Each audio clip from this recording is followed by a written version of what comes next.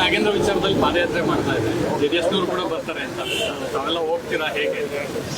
ಸದನದ ಒಳಗಡೆ ತಾವೆಲ್ಲರೂ ನೋಡಿರ್ಬೋದು, ನಮ್ಮ ಮಿತ್ರ ಪಕ್ಷ ಭಾರತೀಯ ಜನತಾ ಪಾರ್ಟಿ ಜೊತೆಯಲ್ಲಿ ಜನತಾದಳ ಪಕ್ಷದ JDLP ನಾಯಕರು ಜೊತೆಯಲ್ಲಿ ಎಲ್ಲ ನಮ್ಮ ಪ್ರೀತಿಯ ಗೌರವಾನ್ವಿತ ಶಾಸಕ ಮಿತ್ರರು, ವಿಧಾನ ಪರಿಷತ್ನ ಸದಸ್ಯರು ಸದನದ ಒಳಗಡೆ ಸಂಪೂರ್ಣವಾಗಿ ಅವ್ರ ಜೊತೆ ಬೆಂಬಲವಾಗಿ ನಿಂತ್ಕೊಂಡಿದ್ದೇವೆ. ಸದನದ ಹೊರಗಡೆಯೂ ಕೂಡ ಬಹುಶಃ ಬೆಳಗ್ಗೆ ಇವತ್ತು ಪಾದಯಾತ್ರೆಯನ್ನ ಏನು ಘೋಷಣೆ ಮಾಡಿದ್ದಾರೆ ನಮ್ಮ ಮಿತ್ರ ಪಕ್ಷ, ಅವರ ಜೊತೆಯಲ್ಲಿ ಯಾವುದೇ ವಿಚಾರ ಇರ್ಬೋದು, ನಾಡಿನ ನೆಲ ಜಲ ಭಾಷೆ ಅಥವಾ ಭ್ರಷ್ಟಾಚಾರದ ಒಂದು ವಿಚಾರಕ್ಕೆ ಸಂಬಂಧಪಟ್ಟಂತೆ ಯಾವ ಒಂದು ಪರಿಶಿಷ್ಟ ಜಾತಿ ಪರಿಶಿಷ್ಟ ಪಂಗಡದ ವಾಲ್ಮೀಕಿ ನಿಗಮದ ಒಂದು ಹಣ ಇವತ್ತು ದುರ್ಬಳಕೆ ಆಗಿದೆ, ಅದು ಬೇರೆ ಯಾವುದೋ ರಾಜ್ಯದ ಚುನಾವಣೆ ನಡೆಸಕ್ ಹೋಯ್ತು ಅಂತಾರೋ ಅಥವಾ ಯಾವುದೇ ಕೂಡ ಇವತ್ತು ಚಾರ್ಜಸ್ ಆ ಮಂತ್ರಿಗಳ ಮೇಲೆ ಏನು ಬಂದಿದೆ.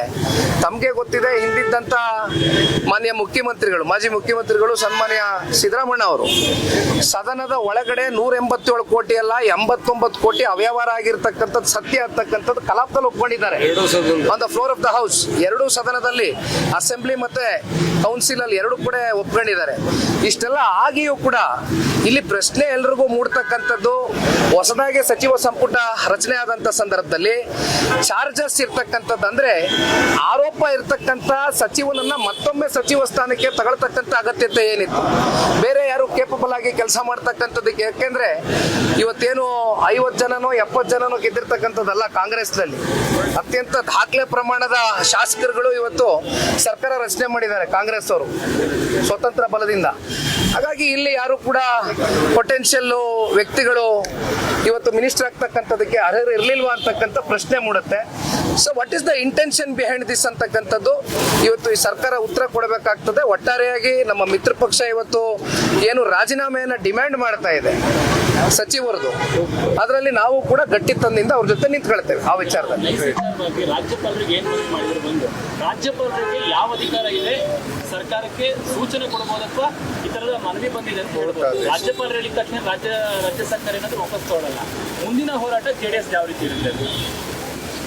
ನೈಸ್ ವಿಚಾರಕ್ಕೆ ಸಂಬಂಧಪಟ್ಟಂತೆ ಈಗಾಗಲೇ ಸನ್ಮಾನ್ಯ ಕುಮಾರಣ್ಣವರು ಹಿಂದೆಯೂ ಕೂಡ ಪ್ರೆಸ್ ಮೀಟ್ ಮಾಡಿದ್ರು. ಈ ಹೋರಾಟ ಇವತ್ತು ಜನತಾದಳ ಪಕ್ಷ ರೈತರ ಪರವಾಗಿ ಏನು ಕೈಗೆತ್ಕೊಂಡಿದ್ದೇವೆ. ಪ್ರತಿನಿತ್ಯ ಅಲ್ಲಿ ಓಡಾಡ್ತಕ್ಕಂಥ ಪ್ರಯಾಣಿಕರು ಏನಿದ್ದಾರೆ, ಕಮ್ಯೂಟರ್ಸ್ ಏನಿದ್ದಾರೆ, ಅಲ್ಲಿ ಸ್ಟೂಡೆಂಟ್ಗಳು ಓಡಾಡ್ತಾರೆ, ಕ್ಯಾಬ್ ಡ್ರೈವರ್ಸ್ ಓಡಾಡ್ತಾರೆ, ಆಟೋದವ್ರು ಓಡಾಡ್ತಾರೆ, ಬೈಕ್ ಚಾಲಕರು ಓಡಾಡ್ತಾರೆ, ರೈತರು ಓಡಾಡ್ತಾರೆ.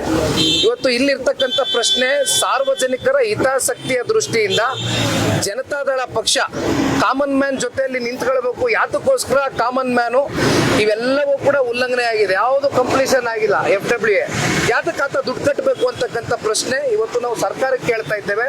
15 ದಿನಗಳ ಕಾಲ ಅಂದ್ರೆ 2 ವಾರಗಳ ಕಾಲ ಒಂದು ಗಡುವನ್ನ ಕೊಡ್ತೇವೆ ರಾಜ್ಯ ಸರ್ಕಾರಕ್ಕೆ.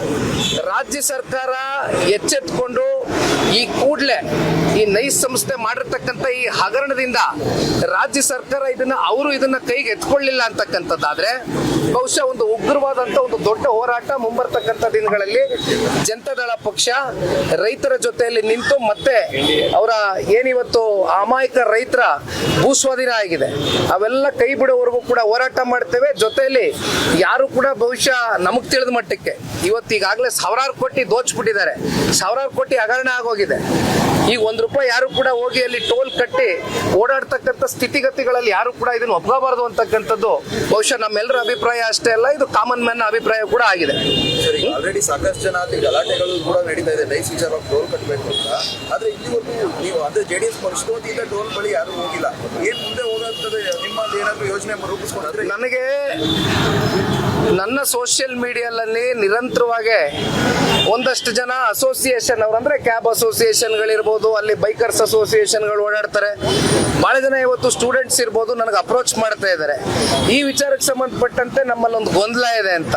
ನಾವು ಇದನ್ನ ಒಂದು ಕ್ಯಾಂಪೇನ್ ಆಗಿ ರನ್ ಮಾಡ್ತೀವಿ, ಜನಗಳಲ್ಲಿ ಒಂದು ಜಾಗೃತಿ ಮೂಡಿಸ್ತಕ್ಕಂಥ ಒಂದು ಯೋಜನೆ ಕಾರ್ಯಕ್ರಮನೂ ಕೂಡ ನಾವು ರೂಪಿಸ್ತೀವಿ ಅತಿ ಶೀಘ್ರದಲ್ಲಿ.